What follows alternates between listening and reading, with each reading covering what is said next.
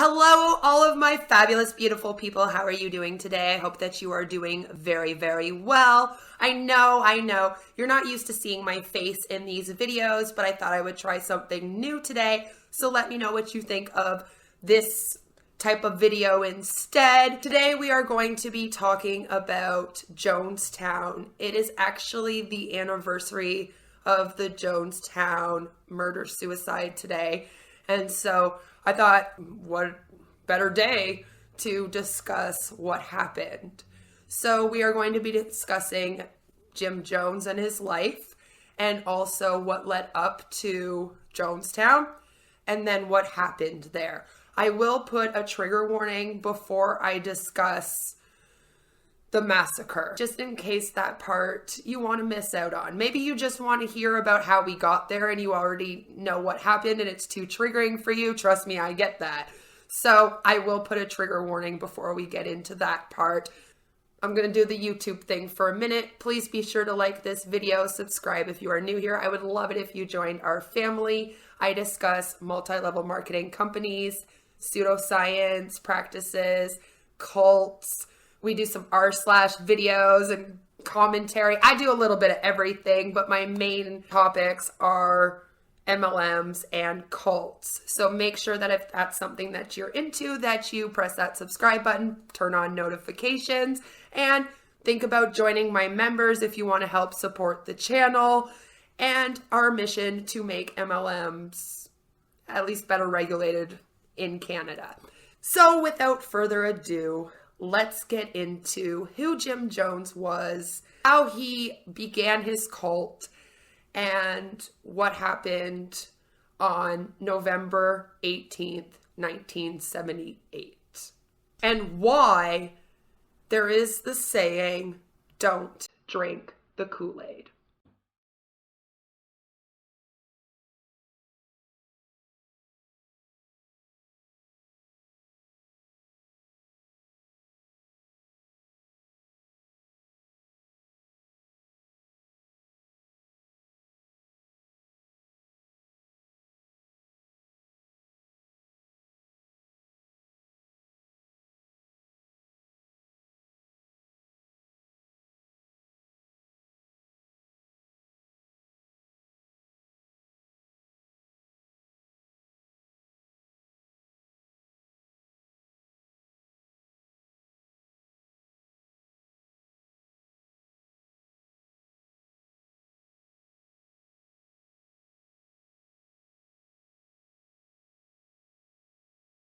I have notes, like a lot of notes.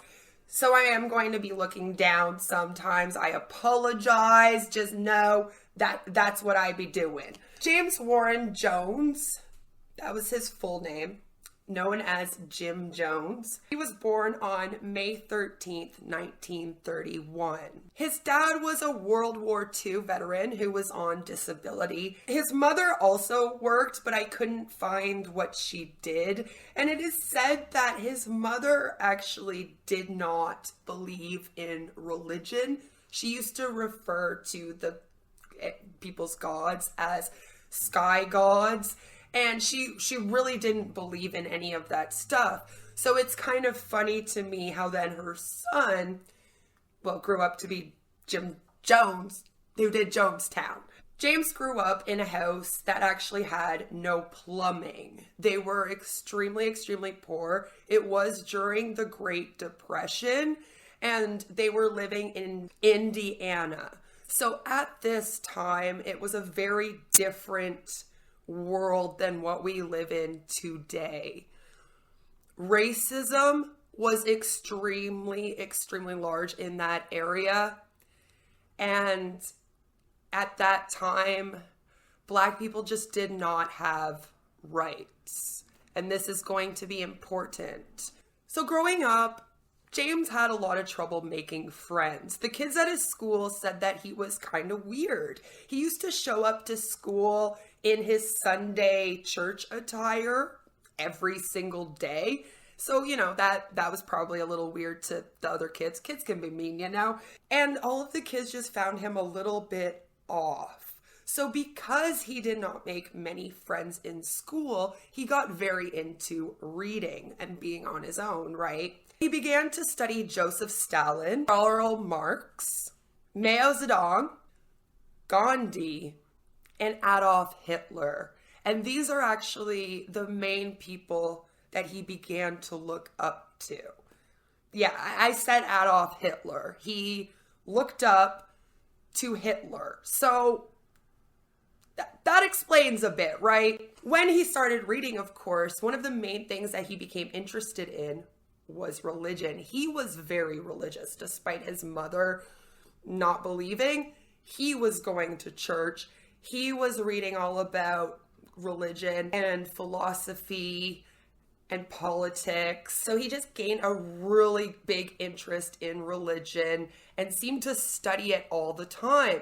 A lot of people actually thought that he might grow up and go into being a preacher or something to do with the church. Now, something that was also a little bit weird about James and why the kids did not like him is he used to hold funerals for pets all the time. So a lot of people believe that he actually harmed these pets and then would throw a funeral for them. And that was very strange, of course. And as we know, a lot of the serial killers out there and the really evil people in our world are known to do things like that with animals when they're growing up. And, well, Jim Jones was one of those people.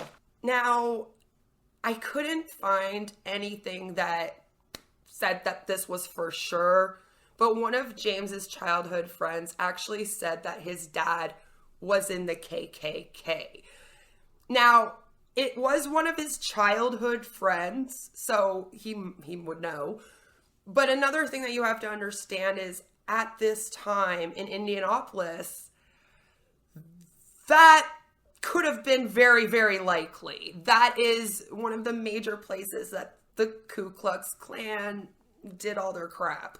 I'm going to have to cover them one day. That was a cult too. And one of the reasons why his childhood friend thought that his dad was in the Ku Klux Klan is because one thing I can say about James is while he was growing up, he was not racist and actually had some black friends. And his father used to not allow them into his house. So if he tried to invite one of those friends over, his father would say no.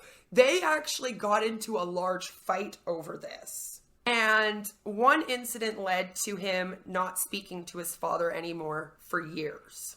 His parents eventually ended up separating, and Jim Jones and his mom actually relocated to Richmond, Indiana.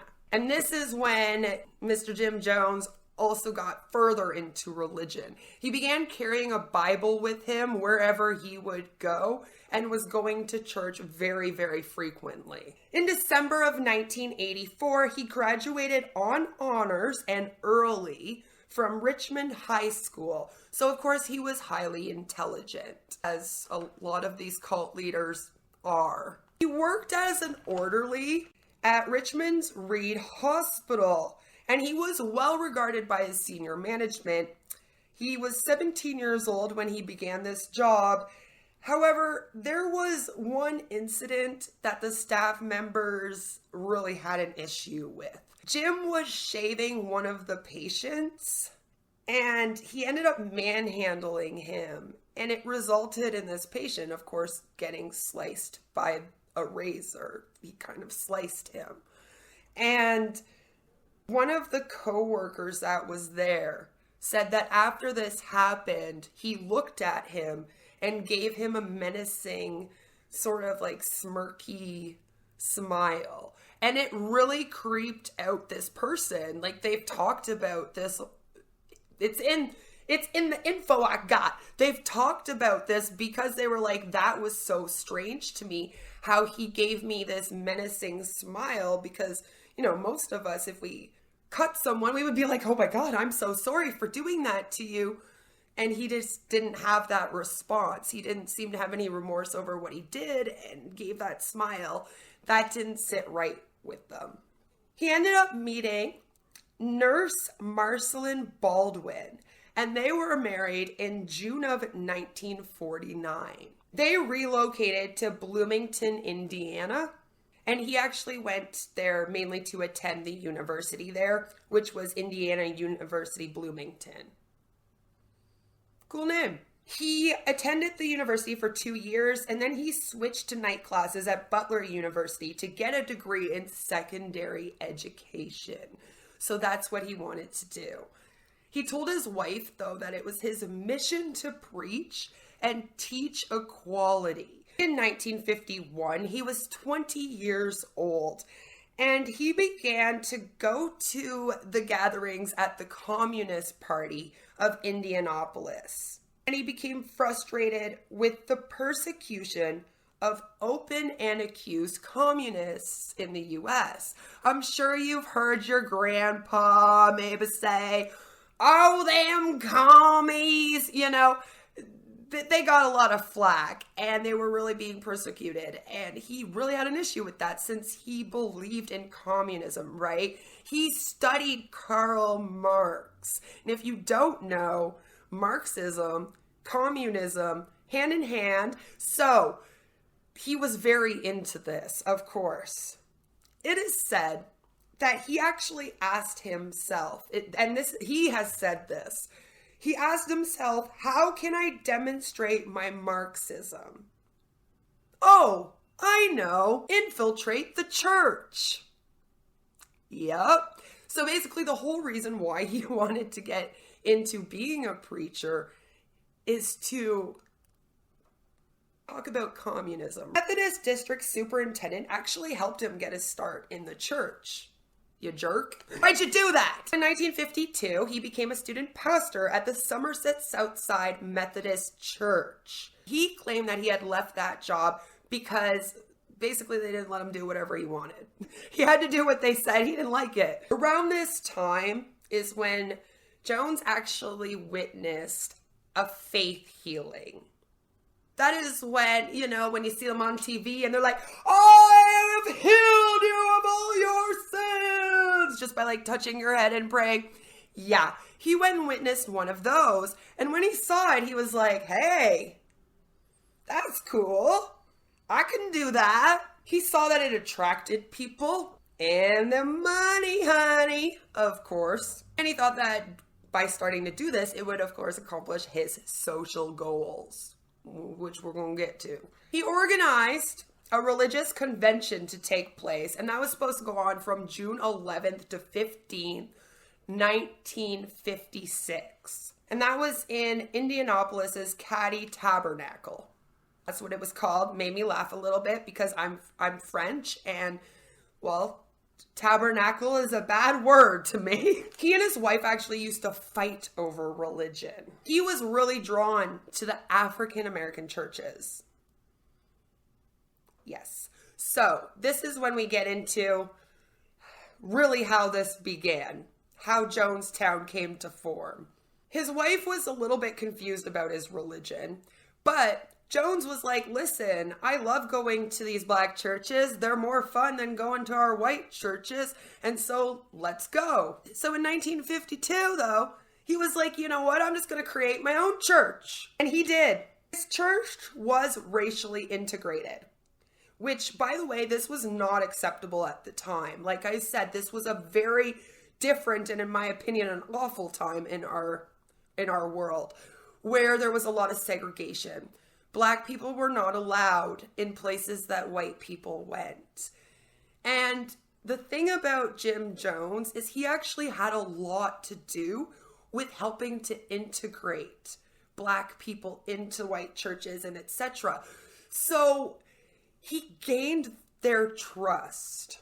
And his wife helped him with the books at this church. She was like the secretary. The church had many names before it became the People's Temple, which was actually shortened from the People's Temple Christian Church Full Gospel. That's the whole thing. We just shorten it down to People's Temple. Since he had been so into the faith healers, guess what he was doing at his church? Yeah, he was faith healing people. A lot of people actually believed that he had the gift of faith healing.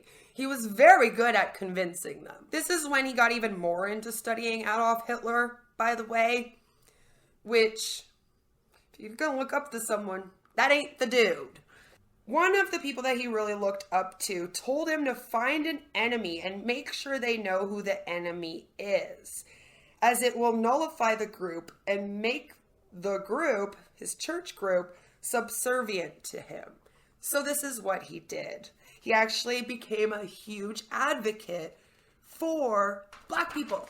In 1960, Indianapolis Mayor Charles Boswell appointed Jones director of the local Human Rights Commission. He was the director of a Human Rights Commission. Doesn't that blow your mind?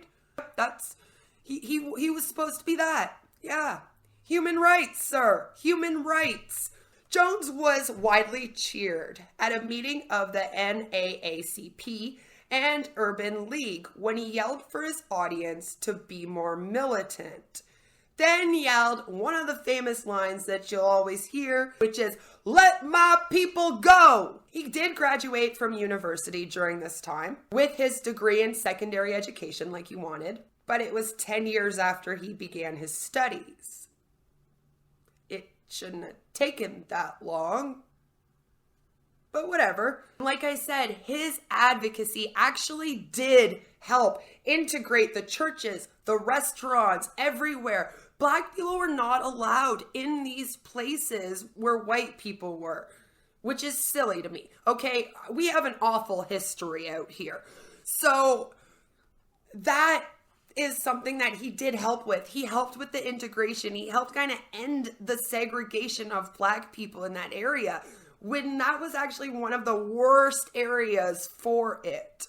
Because of this, he got the trust of Black people. So he was basically this white dude running a church of Black people, mainly Black people now, and they all trusted him. It is said that 68% of Jonestown were Black. I honestly thought it might have even been higher than that. But no, the actual statistic that they give in all the research is 68%. Now, this is when Jones and his wife began adopting several children, and they called this their Rainbow Family. And because he was also calling his family the Rainbow Family, he began to call the People's Temple and everyone there, the community there, also his Rainbow Family. You know how when people try to manipulate you in these cults, even in the MLMs, they try to make you feel like you're joining a family.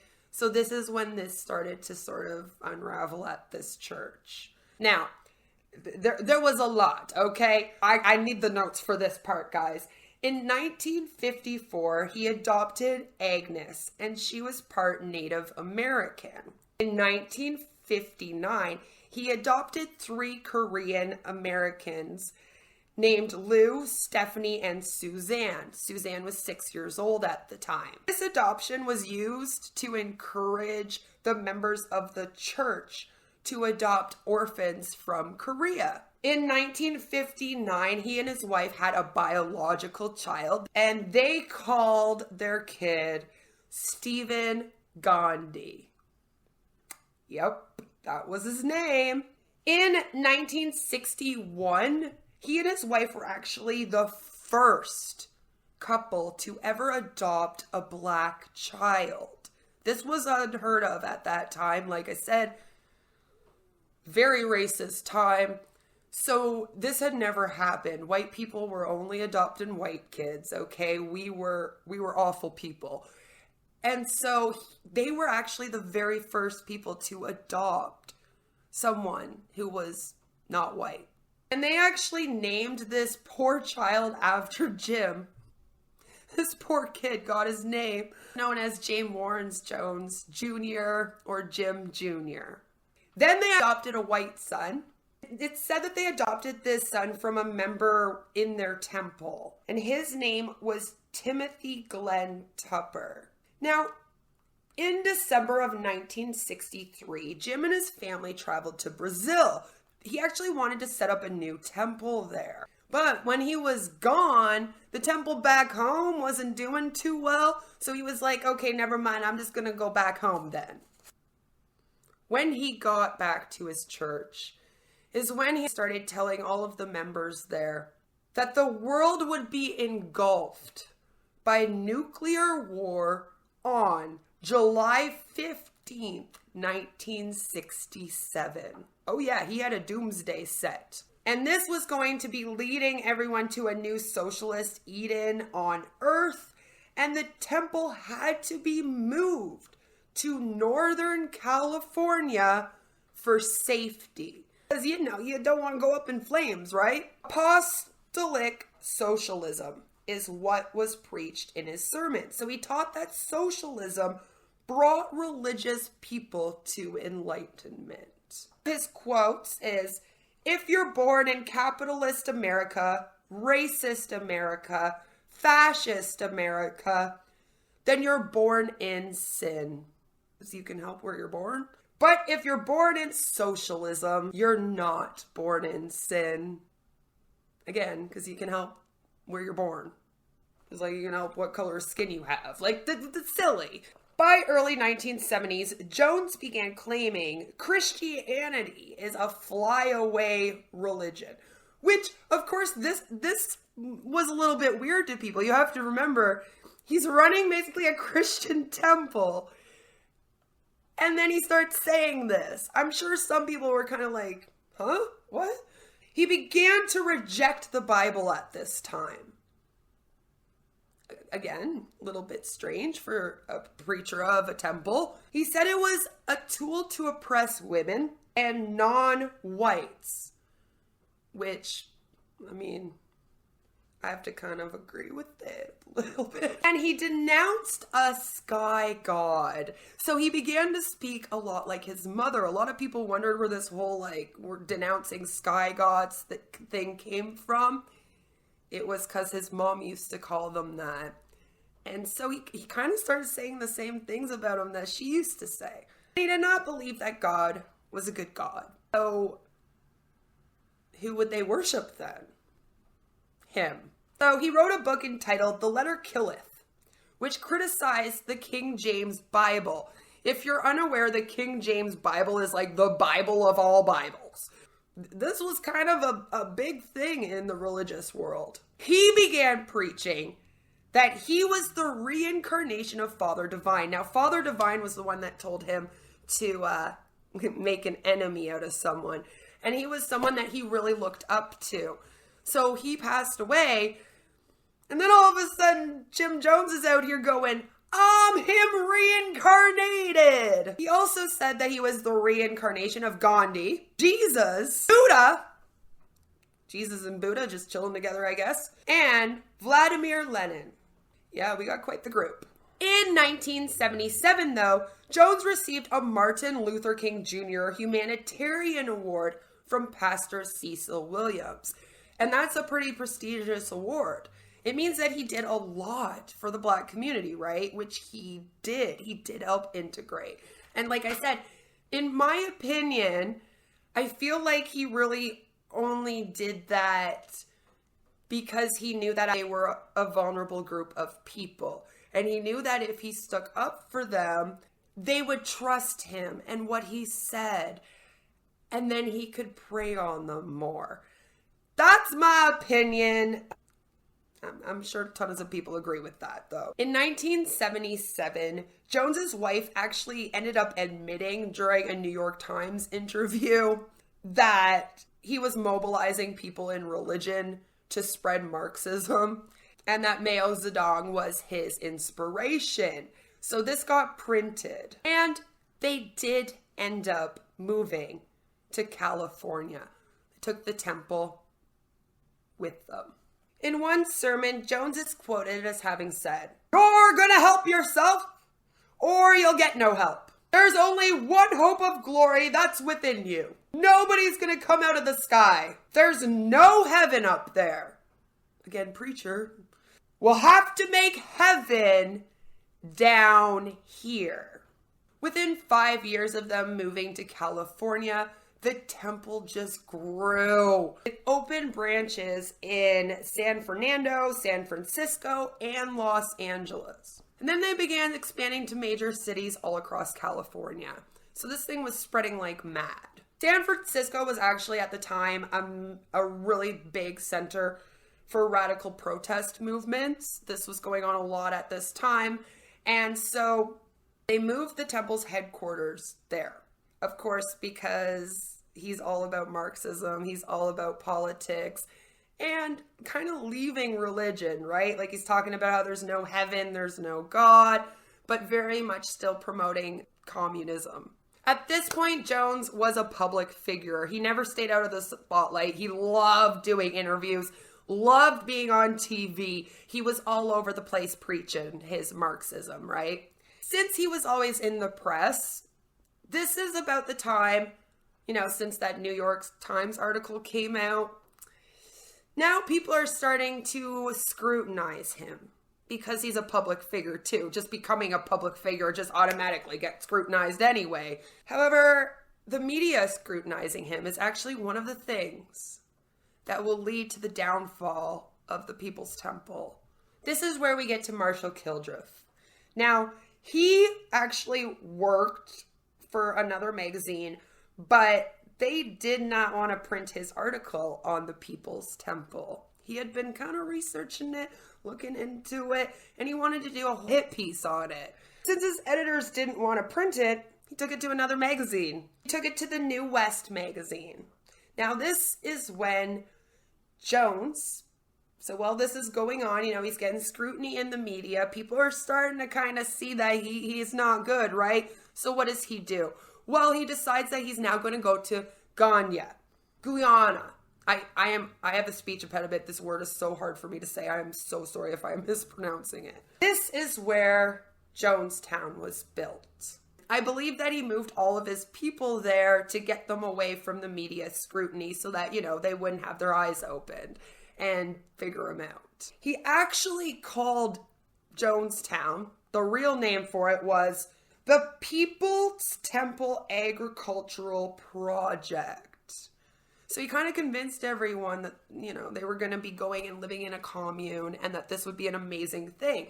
I mean, you have to think, right? So he's spreading around Marxism, and now he's moving them to Ghana to be in a commune. Lovely.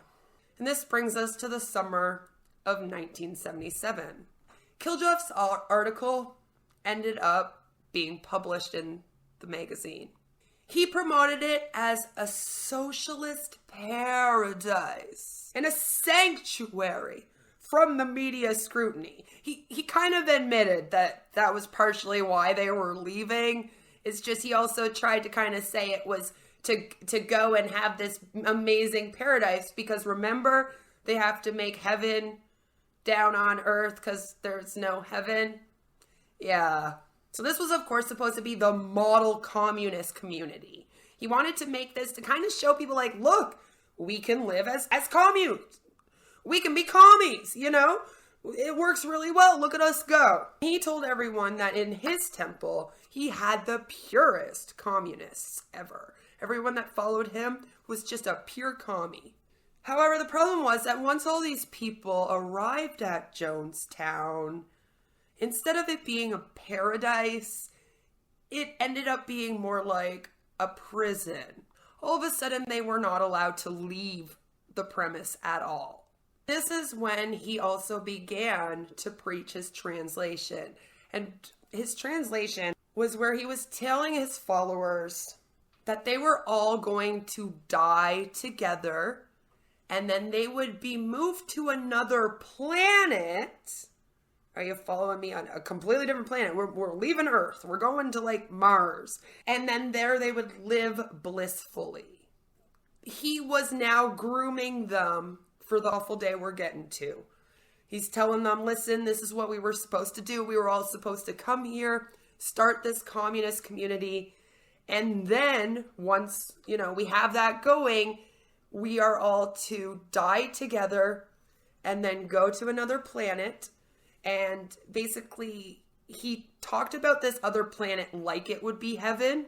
So it would be this amazing paradise. Now, one of the weird things is that apparently also in 1977, it said that he kidnapped a child from one of the members in his church. He started to kick people out that weren't listening to him, if that makes sense. You know how they do in cults. You get extradited out of the cult when you are following every single thing.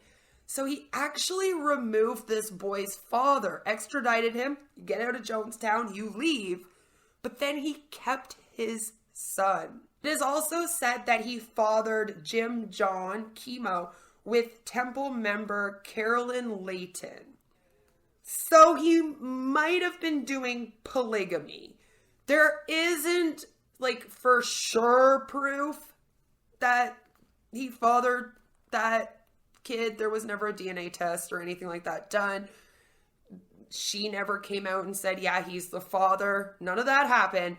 But a lot of people that were at Jonestown and the survivors have said that there's a very big possibility that he was the father of this child.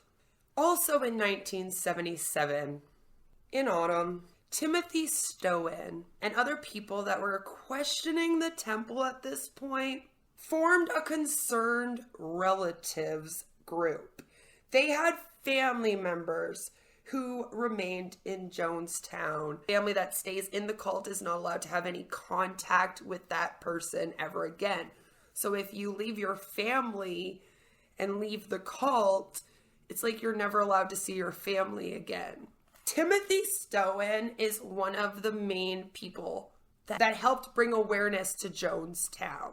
And he got the attention of California Congressman Leo Ryan. And Leo Ryan then wrote the Guyanese, oh man, I can't say this, I'm so sorry. He wrote the Guyanese Prime Minister Forbes Burnham on behalf of him, basically saying, listen, you have this Jonestown cult and we have family members there we need to save. Can you please help us?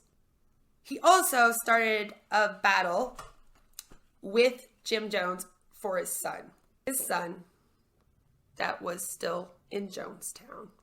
On April 11th, 1978, the concerned relatives ended up passing out a package of documents, letters, and affidavits to the People's Temple, members of the press, and members of Congress. It was called, and this is why I wanted to bring up how he got the Martin Luther King Jr. Human Rights Award, because this document ended up being called Accusation of Human Rights Violations of Reverend James Warren Jones.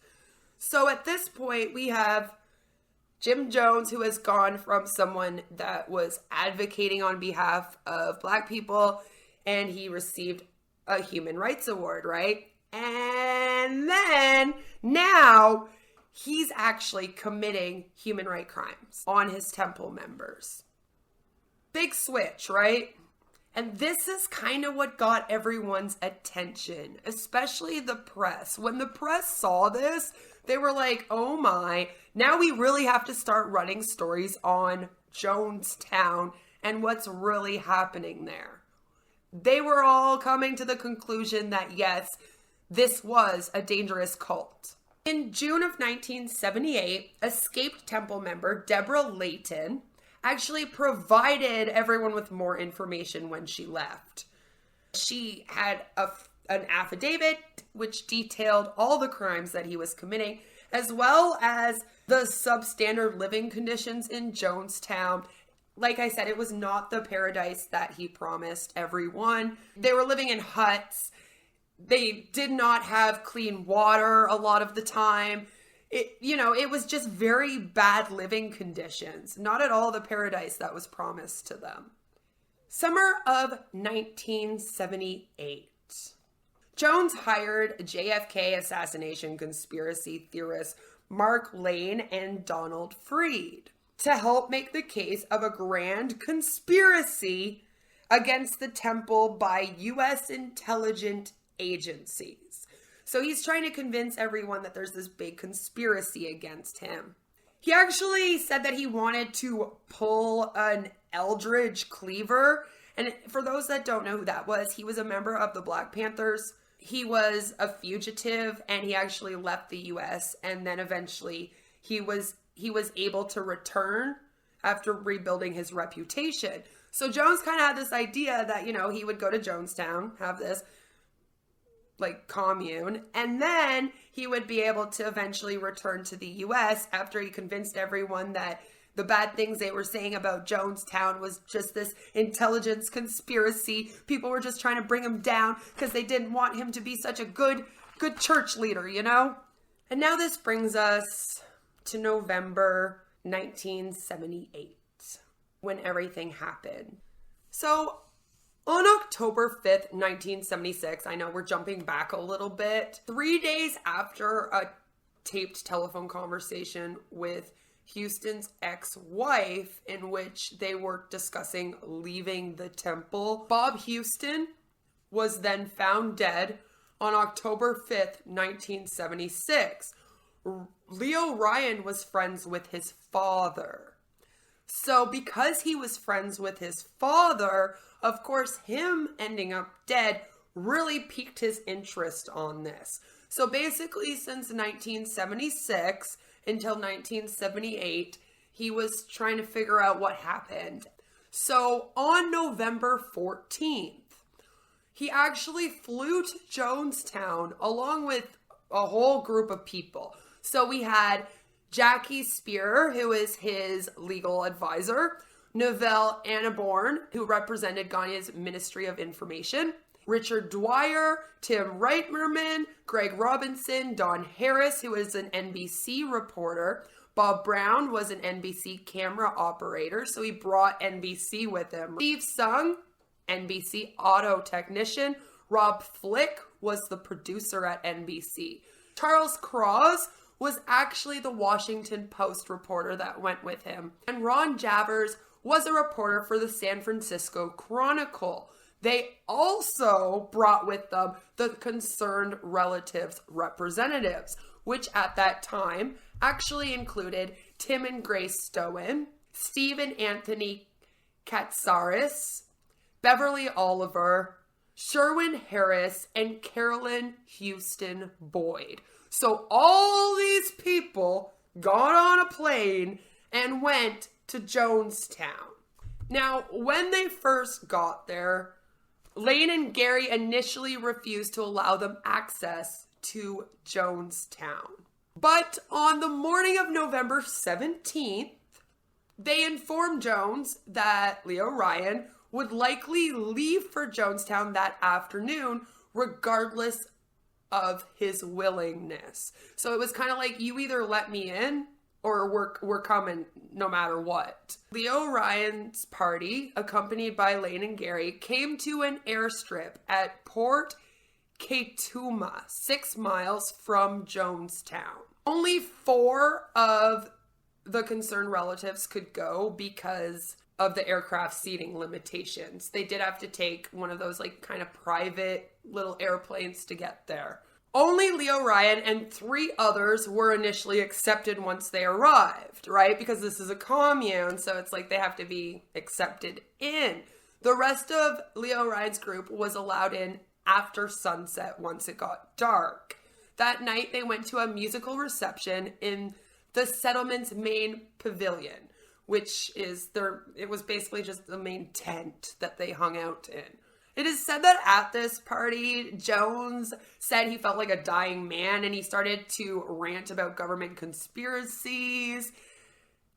And he was kind of going off about how the media was attacking him and he had so many enemies. It has been verified by audio tapes recovered by investigators after this all went down that Jones actually ran these rehearsals with the people in his group. He let them know that they were going to have visitors and that he needed everyone to look happy and content and like they loved living at this wonderful paradise. So he actually rehearsed all this with them. If that doesn't sound like a creepy cult thing to do, I don't know what does. That's creepy. 2 temple members, Vernon Gosney and Monica Bagby, made the first move for defection. So by accident, Gosney mistook Harris for Ryan and passed him a note that read, "Dear Congressman, Vernon Gosney and Monica Bagby, please help us get out of Jonestown." A child was standing near them, and of course the children of this temple were told to rat out the people that were not listening. As you know, in communist cult areas like this, everyone is told to kind of tattle on each other. It's all about keeping the mission going. And so if someone does something out of line, you are supposed to go and let the leaders know. So this child, of course, has been brainwashed into believing all of what Jones is preaching and went and kind of tattletaled on this to other temple members. Harris brought 2 notes, one of them Gosney's, to Ryan and Spear. According to Spear in 2006, reading the notes is what caused her and the congressman to realize that something was very, very wrong. Because if you have to pass a secret note to someone saying, please get me out of here, something's fishy, right? Like, especially if you're in there and everyone's around you looking all happy and content, and they're probably playing it up a lot too, because, it was all rehearsed and fake. So, it would be a very weird experience to then all of a sudden get this note that is like, hey, help us leave here. This is an awful place. So Ryan, Spear, Dwyer, and Anna Bourne actually stayed the night in Jonestown, while the rest of them were actually told, no, you can't stay. You're going to have to find other accommodations. So then they all went to Port Kaituma and stayed at a small cafe. Now we are on to the early morning of November 18th. This is going to be when this video does get triggering. I am going to give you a trigger warning here. This is the day that everything went down. It is an awful story. We're going to be talking about the deaths of over 900 people and how that we came about it. So be prepared for all this. If you're not aware of what happened, it's a lot.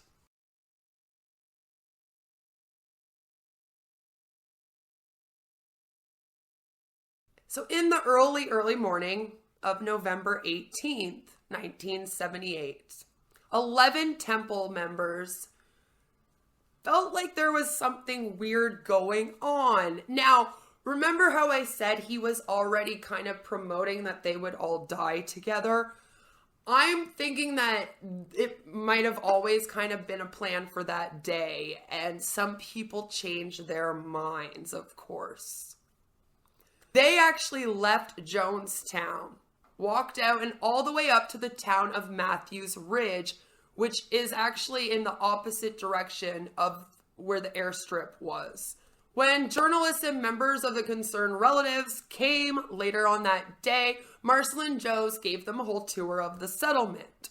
That afternoon, the Parks and the Bogue families, along with in-laws Christopher O'Neill and Harold Cordell, stepped forward and asked to be escorted out of Jonestown by Leo Ryan and his friends. They were like, can you please help save me? When Jones' adopted son, Johnny, attempted to talk Jerry Parks out of leaving, Parks told him, no way, it's nothing but a communist prison camp.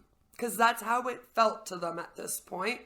Jones gave the 2 families, along with Gosney and Bagby, permission to leave.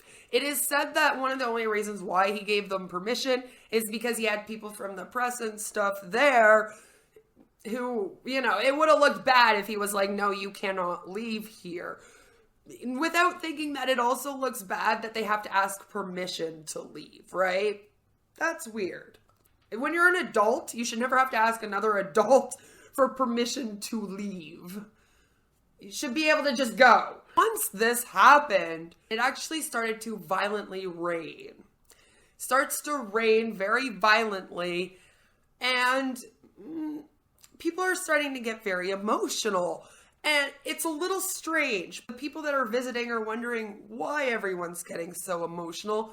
And people are starting to ask to leave. They're coming to Leo Ryan and basically begging him to get them out of there. Al Simon, a Native American temple member, actually attempted to get his 2 children out with the help of Ryan, and his wife got on the loudspeakers of the temple and loudly denounced her own husband. He pleaded with his wife Bonnie to come back to the US with him, but she completely rejected the suggestion. So at this point, a lot of those that came with Ryan started to depart on a large dump truck to the Port Cape Tuma airstrip, where you had to use a plane to get there. Ryan and Dwyer stayed behind in Jonestown because they wanted to process any additional defectors. Like I said, people were starting to come to them and say, hey, can you please help me leave and get back to the US? So he was like, I think we should stick around and try to get as many people out as we can. Right before the dump truck left, Temple loyalist Larry Layton, who was the brother of Deborah Layton, that was who she was trying to come and save, actually demanded to join the group. Several defectors voiced their suspicions, though, that Larry Layton might have other motives. But of course, Deborah's there like, no, please, like, help him come with us. Shortly after the dump truck departed, Temple member Dawn Ujara Sly grabbed Ryan while wielding a knife. A bunch of people came and actually wrestled Sly to the ground, and Leo Ryan did not end up hurt. Dwyer suggested that the congressman leave Jonestown while he filed a criminal complaint against Sly. Ryan did so, and he said, I'm going to go, but I'm going to return later to address this. The truck departing to the airstrip stopped after the passengers heard of the attack on him and took him as a passenger before continuing their journey. So, he was going to stay behind. Some guy tried to stab him. They wrestled that guy to the ground. He's okay. And then he's kind of like, yeah, okay, maybe I should get out of here. So they picked him up and they were like, let's go back to the airstrip. They had originally scheduled a 19-passenger Twin Otter from Guyana Airways to fly them back to Georgetown. But because they ended up actually being able to take some of the people with them from Jonestown, they had to get another aircraft. So the U.S. Embassy arranged for a second plane, which was a 6-passenger Cessna. They reached the airstrip between 4:30 p.m. and 4:45 p.m. But unfortunately, the planes were not there yet. So they had to wait until 5:10 when the plane would arrive, and they began boarding as soon as it did. Layton was a passenger on the Cessna, which was the first aircraft that was set up to take off. After the Cessna had taxied to the far end of the airstrip, he actually took out a gun, a handgun, and he began to shoot the passengers on the plane. He wounded Bagby and Gosney, and he tried to kill Dale Parks, but Dale ended up disarming him because when he went to shoot him, the gun misfired. Thankfully, the gun misfired, so he was able to get the gun from him. As this was going on that plane, some passengers are boarding the larger Twin Otter plane, the 19-passenger one, right? A tractor with a trailer attached, driven by members of the Temple's Red Brigade security squad, arrived at the airstrip and approached the Twin Otter. They also had handguns and rifles, and they began to shoot at the plane as well, and at least 2 people got out of the vehicle and walked around the plane shooting at the plane. There were about 9 shooters. They were unable to identify who all of the shooters were because it was just chaos. But most of the sources do list that these same people were there. Joe Wilson, Stanley Glegg, Thomas Keiss Sr., and Ronnie Dennis. Now, Bob Brown, the NBC cameraman, remember, because they brought NBC with them, was actually killed along with Robinson Harris and Temple defector Patricia Parks. So some people did lose their lives with this shooting. But it was also captured by the cameraman. Leo Ryan actually ended up being shot 20 times. After the shootings, the Cessna's pilot, who was Tom Fernandez, along with the pilot and co-pilot of the Twin Otter, Captain Guy Spence, and First Officer Astral Rodwell Paul, as well as the injured Monica Bagby, fled in the Cessna to Georgetown. They got out of there, but the rest of them were left behind on the airstrip, including the entire Twin Otter plane, as it had been shot up so much it was not going to fly now. Now, Leo Ryan, before he left, had told them that he was actually not going to make the worst article or report in the world, okay? He was going to describe Jonestown in basically good terms. But Jim Jones was at the point right now where he felt like he had failed and that everything was lost. So he's seeing the end of Jonestown coming. Marcelin Jones actually made a broadcast on the public addressing system, stating that everything was all right. Go to your homes, everything is fine here. During this time is when people began to make the Kool-Aid. Grape flavor aid, poisoned with diphenhydramine, promethazine, chlorpromazine, chloroquine, chlorohydrate, Valium, and cyanide. All of that was in the Kool-Aid. This is where the famous expression, "don't drink the Kool-Aid," comes from. They actually had their in-house doctor, Dr. Larry Schacht, to help them prepare it, which, sir, you're a doctor. Why are you preparing poisonous Kool-Aid? But, cult, manipulation. This is what happens. About 30 minutes after Marcelin Jones said, "Everything's fine here at the compound, guys. You can all go back to your houses," Jones came on to the announcement speakers and said, "I need all members to come to the pavilion." There is a 44-minute cassette tape of what occurred on that day. And it is the entire meeting that Jones called inside the pavilion. It was the early evening, November 18th, 1978. Jones told them all, "One of those people on that plane is going to shoot the pilot. I know that. I didn't plan it, but I know it's going to happen.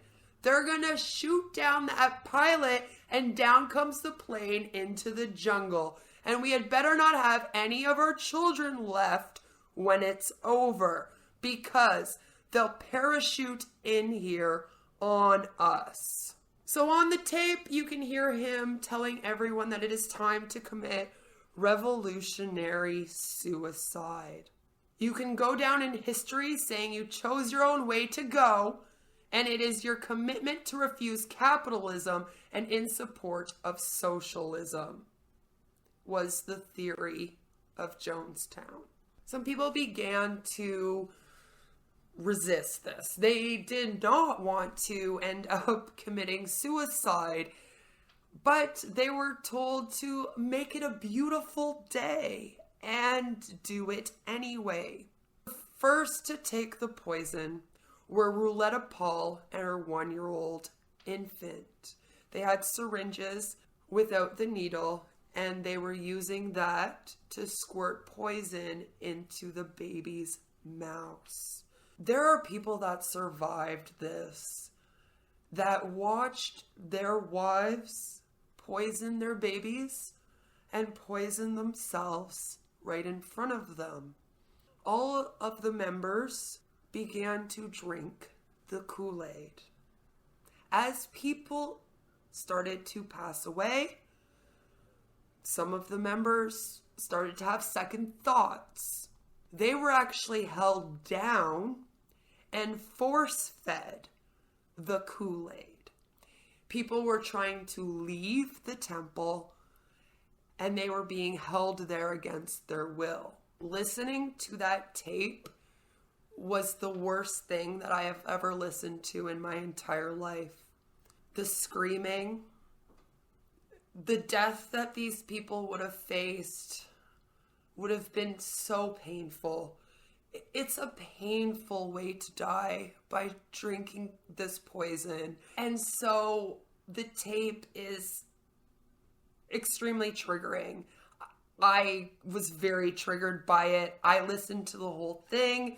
I know I did it to myself, but just for research purposes, I felt like I really needed to get a feel for what it was like to be there. I can't imagine.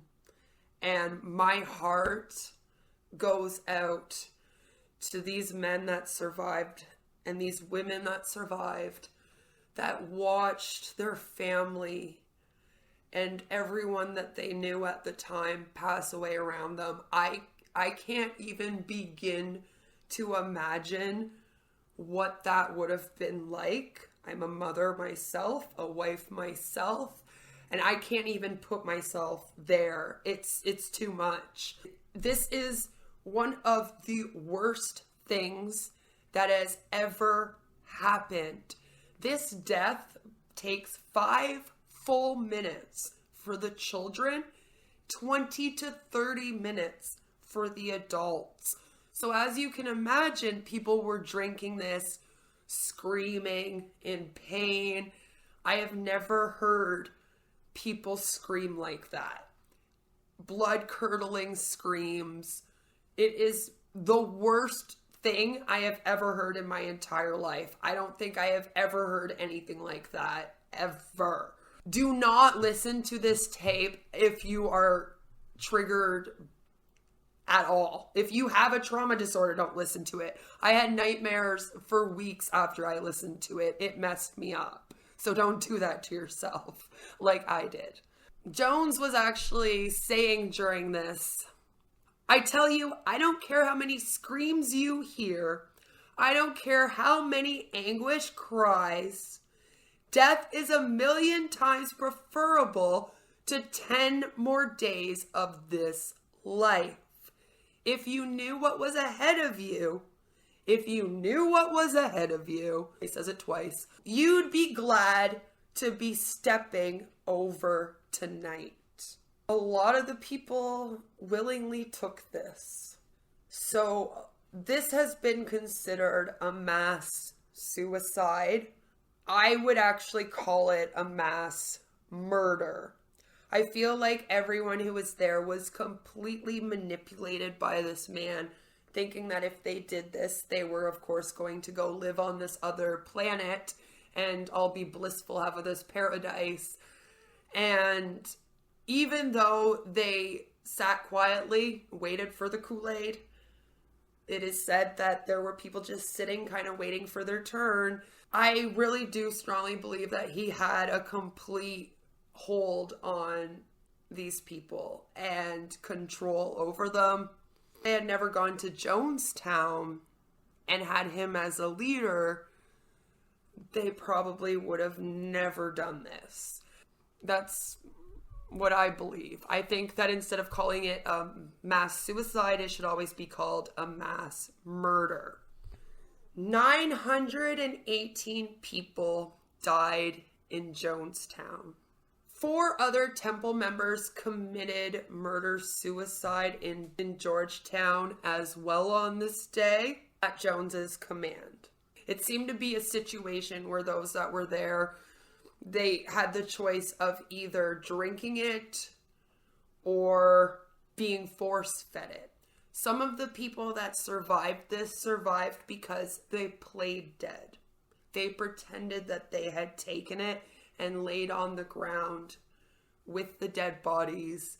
Jones was found dead, lying next to his chair in the pavilion between 2 other bodies. But his head was cushioned by a pillow. The funny thing about this is that Jones didn't drink the Kool-Aid. Oh no, why would he drink the Kool-Aid? Painful death. He didn't want to do that. So instead, he actually shot himself in the head. Coward. If you're going to make everybody else drink that, you better be drinking it too, sir. The only way that people were able to survive this was, like I said, they played dead. And eventually the guards were called to also drink the Kool-Aid. So then they were able to escape. There were 3 high-ranking temple survivors because they were given suitcases of $550,000 in US currency, $130,000 in Guyanese currency, and an envelope. And they were told to deliver it to the Soviet embassy in Georgetown. The envelope had 2 passports and 3 instructional letters. And basically, he was leaving all of this money to the Communist Party Union of Soviet Socialist Republics. Jim Jones said, "We as communists want our money to be of benefit for help to oppressed peoples all over the world or in any way that your decision-making body sees fit." And that would be a letter to the bank. There was a total of $7.3 million in bank accounts that was to be transferred to the Communist Party of the Soviet Union. Because they were given this mission, they actually weren't there for the mass murder-suicide, so they survived it. So the investigation was not really done as properly as everyone would like. And so because of that, we don't have much more information. We don't even really have a for sure number of deaths. It is said that there were about 918 people that died that day, though. The bodies of over 400 of the people that died that day are buried in Oakland, California. So, of course, like I said, this is where the term drinking the Kool-Aid came from, referring to a person or group holding an unquestioned belief, argument, or philosophy without critical examination. We often use it to describe being in a cult, as this was a cult. Now there is a bed of daisies that grow where the bodies once lay, and this is one of the worst things that has ever happened. It is considered one of the largest mass murder suicides in the world, other than 9/11. There is an amazing documentary that is called Jonestown Paradise Lost. It was broadcasted in 2007 on the History Channel. If you have not watched it, I highly recommend that you do. It's another really great way to hear this story. And that is the story of who James Warren Jones, or Jim Jones, was, and how Jonestown came to be and what happened there. I hope that I did this story justice. It is a really heartbreaking one for me, and to me this is the worst cult. Jim Jones was a freaking asshole. Let me know down in the comments, please, if you like this type of video over my documentary style ones, or if you want me to go back to those. That would be great. Let me know. And please do give this video a like. I worked really hard on it. I triggered myself for this video. I deserve it, okay? And no matter where you are or what you're doing, I hope that you have a fabulous, fabulous day. Take care. I'll see you in the next one, which will be soon. And don't drink the Kool-Aid. Bye.